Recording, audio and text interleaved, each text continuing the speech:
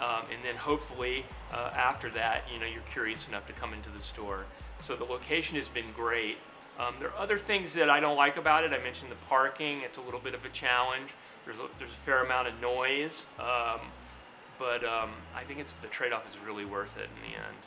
Well, the location of the Jean Cocteau I think is brilliant because it's literally in the hub, what we call the Guadalupe Business District. So we have a ton of foot traffic. It's at the end of the Rail Runner train station, so we get a lot of people who get off the train and come in. We have the shuttle system that builds here. We're tied into the rail yard district, and with the future school coming in, I think there's going to be a lot of potential foot traffic that will be able to tap into not just the cinema, but the other aspects of our business that we're passionate about: the bookstore, the coffee house, the bar, if they're of age, of course. So it's a great location for everything that goes on. So Yeah, I mean, being directly on Cerrillos is a lot better than being behind Beaver Toyota and a couple other places that nobody can really see from the road on a normal street that they're traveling on every day. I mean, a lot of people didn't even know we existed until they would Google us, or some of their friends would take them in. Here on Cerrillos, we've had, already in the first week and a half, we've had, I don't know, at least 40 or 50 new customers that have never been to our store before. They're like, oh, hey, there's Mario here, let's check that out. And then they come in, check out the store, and then they're kind of, I guess, surprised that there's actually a retro store in Santa Fe.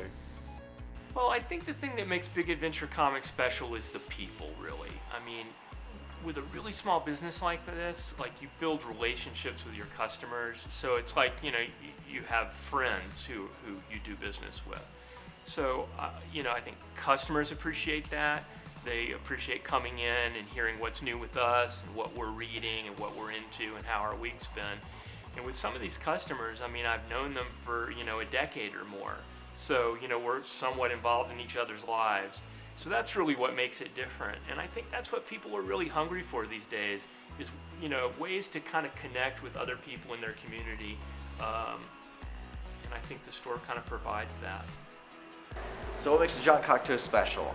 I think in of itself that it's a space that's been here since the 70s. It's gone through a couple different ownership levels. And I was talking to George Martin about this the other day, is he wants people to realize that he happens to be the owner of this place, but it's not the George R.R. Martin Theater, it's the Jean Cocteau. It's your hometown eclectic movie theater, cinema, art space, bookstore, bar, coffee house. It is a space that belongs back to the community. We do a lot of partnerships with nonprofits, doing special screenings for different things. It's about connecting with our community and finding ways that we can do stuff. You will probably never find another theater in the town, let alone the country, that will do costume contests and let you in with if we were going to do a, say, Rogue One Star Wars event, we'll allow you to come with your lightsabers or your phaser guns or your blasters, but no other theater will do that. We'll do it because we want to explore the energy that comes out for an event for a movie, an event for the exploration of film. That's what makes the Jean Cocteau special.